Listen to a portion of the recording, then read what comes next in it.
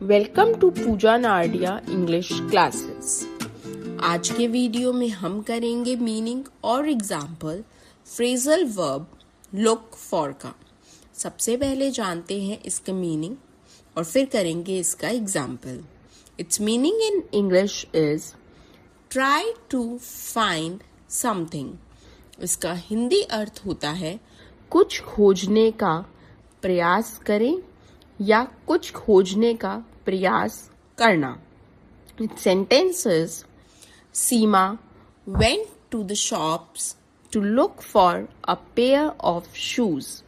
इसका हिंदी मतलब है सीमा जूते खरीदने के लिए दुकानों पर गई।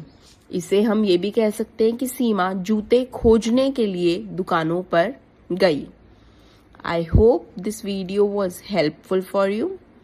Thanks for watching. For more videos, like and subscribe the channel.